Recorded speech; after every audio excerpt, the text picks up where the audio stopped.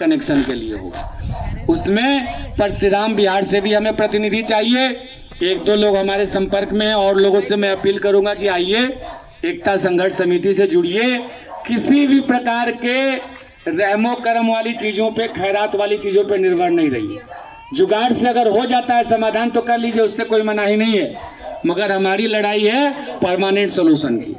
एक सरकारी ट्यूबवेल का ट्रांसफार्मर हमारे कॉलोनी के पीछे है, उसको हम लोग ठीक करवाएंगे और अगर वो ठीक नहीं होता तो उसके लिए दबाव बनाएंगे और 25 केवीए का एक ट्रांसफार्मर कम से कम परशुराम बिहार के लिए होना चाहिए, हमारी मांग है।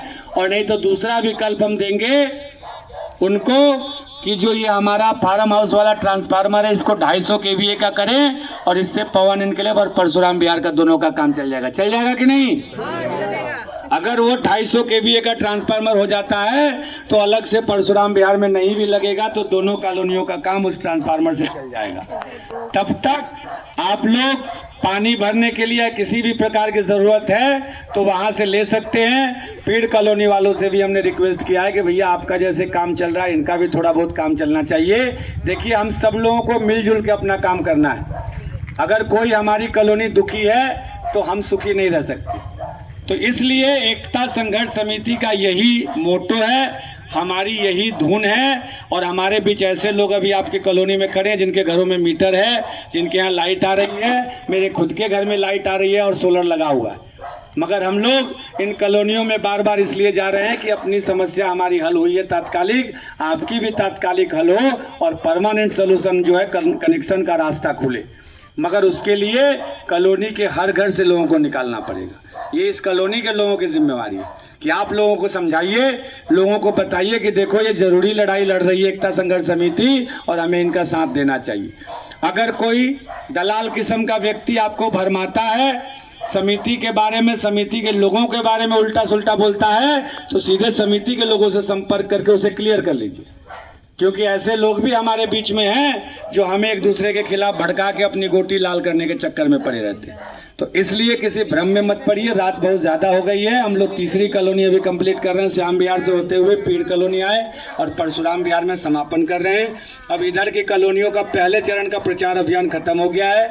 अब हम लोग वॉलेंटियर्स की टीम का गठन करेंगे हर कॉलोनी का, और जो भी सक्षम लोग हैं, जो समझदार लोग हैं, उनको मैं आमंत्रित करता हूं कि वो अपना नाम और नंबर हमारे साथियों के पास लिखवाएं। अगली हम एक बड़ी मीटिंग वॉलेंटियर्स की ही करेंगे, जिम्मेदार लोगों की ही करेंगे और उसमें बाकायदा जिम्मेवारियां बांटी जाएगी। हर कॉलोनी से कोर्ट में हमें पैरोकार चाहिए। पहले एक पैरोकार आपके बीच से जमुना मैडम है जो एनजीटी में हमारी बाकायदा वहाँ पे पैरोकार एकमात्र महिला हैं। हाईकोर्ट के लिए हमें 2 से 3 पैरोकार चाहिए हर कॉलोनी से। तो आप लोग अपने बीच से नाम फाइनल करके हमें बताइए। हम कानूनी लड़ाई भी लड़ेंगे और जमीनी धरातल पे एक बड़े प्रदर्शन की तैयारी कर रहे हैं। और याद रखिए, जिस दिन वो प्रदर्शन होगा उसी दिन हमारे नए ट्रांसफार्मर भी लगेंगे और ट्रांसफार्मर की लोड भी बढ़ेंगे। ये लिख के रखिए, ये मैं हवाई बातें नहीं कर रहा हूँ, क्योंकि आपको भी ये पता है कि एनपीसीएल पे काफी दबाव है और अंदर खाने प्रशासन के स्तर पे भी हमारी बिजली समस्या को लेकर तमाम चर्चाएं चल रही है। और यहाँ तक कि सरकार के कैबिनेट से लेकर तमाम जगहों पे चर्चा है। क्योंकि हम ये जो रोज मीटिंगें कर रहे हैं साथियों, तो ऐसा नहीं है कि सिर्फ कॉलोनी वालों को पता चल रहा है। अगर महीने भर से कोई समिति 10-10 कॉलोनियों, 12-12 कॉलोनियों में सभाएं कर रही है, लोगों को जोड़ रही है, बड़े प्रदर्शन की बात कर रही है, तो सत्ता में बैठे हुए लोग बहुत दूर तक का सोचते हैं। उन्हें भी पता है कि अगर इनका समाधान नहीं करेंगे तो 2027 में चुनाव आने वाला है और 2-2 विधानसभा क्षेत्र प्रभावित हो सकता है। नोएडा और ग्रेटर नोएडा यानी दादरी विधानसभा क्षेत्र, दोनों तरफ डूब क्षेत्र है और हजारों में वोट है।